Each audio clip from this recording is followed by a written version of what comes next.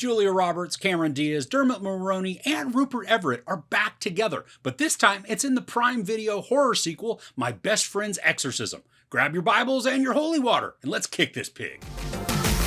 Teen best friends Abby and Gretchen grapple with an otherworldly demon that takes up residence in Gretchen's body. Now, this takes place in the late 80s to maybe the very early 90s. Now, the timing isn't wholly important, other than to set the stage for the attire and some of the plot points. Now, this is based on the book by Grady Hendrix, and I haven't read that, so I don't know how close this resembles the source material. But I'm only reviewing the movie, so it needs to be able to stand on its own. Elsie Fisher and Amaya Miller are Abby and Gretchen, respectively. Now, they're best friends that go to a cabin one weekend with some other school friends, and the girls stumble across this creepy-looking abandoned home. And while in there, they experience some very odd imagery with creeping shadows, and then some freaky-looking pile of junk that resembles that creepy altar thing in The Ritual.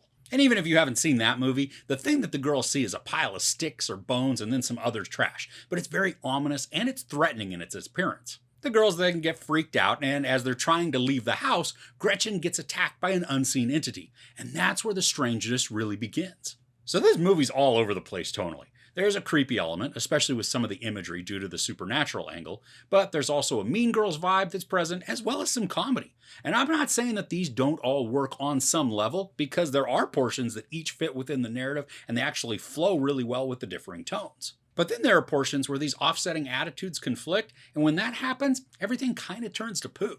And sometimes that's just within the transitions between those emotional levels. When something will go from tense or heightened feelings to something creepy, that totally works. But there are points where the storytelling goes from creepy to humor and then back again, and that's where it falters heavily. Now, sometimes it's with the actual jokes, and other times it's how the film chooses to tell a portion of the story. In one instance, there's a voiceover narration, which was only utilized once, so it did feel like a gimmick. And then it was very sarcastic and snarky, and it didn't really fit with the tone that had been established previously. There are also points with this that feel like the film is trying to be a satire. The setups are present, but it never fully commits to a full-on satirical take. And I think that's what makes this kind of an odd watch. The hodgepodge of thematic elements and tones makes the story come across like it's constantly trying to find its voice, where from a story arc perspective, it knows what it wants to tell, but is confused when it actually comes to the execution. Now, I know this is directed more at teens just given the characters, but it also holds nostalgia because of the costuming and the music, giving at least some appeal to those of us in Gen X.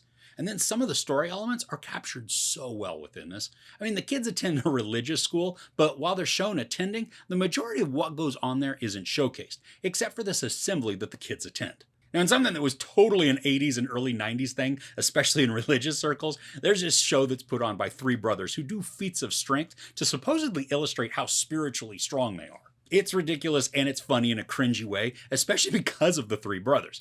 As they decrease in age, they also decrease in muscle. So when we see all three together, it looks like different stages of a cotton shirt that's in the process of being shrunk. Now, the only thing that was missing from their absurd routine was them tearing a phone book in half. And honestly, I was disappointed that they didn't do that. It was a staple of these types of shows, and its absence was noticed.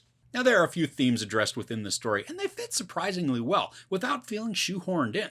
Now, the story looks at body image as well as sexuality. And while sexuality wasn't tackled as completely or in depth as maybe it could have been, body image is examined through several different manners and characters. The dialogue feels genuine surrounding the conversations, mixing both positive and negative viewpoints in order to make the ideas genuine. The idea of friendship is also a central focus of the narrative, which makes sense given the name of the movie. But I did like the dedication that Abby shows to her friends, even amidst all the crisis and turmoil. She's a steadfast and true friend, which I think is awesome that they chose to portray her like that. I don't think we often have a character that sticks by her friends even when the crap hits the fan. Elsie Fisher is great in the role. She's certainly an underdog when it comes to her treatment among the friend group, but like I'd said, she exhibits a tremendous amount of strength when it comes to standing by her friends. I wish both Abby and Gretchen were less of strangers to us, though. The character development is fairly thin on both of them. We see that they live in polar opposites of situations. Gretchen's family is wealthy, religious, and then strict, while Abby's family is also strict, but peripherally religious and lower middle class. While we get tiny glimpses into their home lives, what we learn about the characters comes from tiny bits of dialogue here and there. And the strongest info we have on them is that they're ride or die friends who see each other as sisters. And truly, maybe that's just enough, because I did connect to them in ways, and then I felt concerned for their outcomes when the poop was going down. What I walked away with from this was a somewhat entertaining watch with characters that resonated with me, annoyed me, and then sometimes made me chuckle. And I do think the story is suffering from a lack of identity, never really knowing what type of movie it wants to be. But it's not a bad watch, and it can produce some small chills and chuckles throughout. So overall, My Best Friend's Exorcism uses the creepy backdrop of possession to address the themes of friendship and body image in an amusing and effective manner.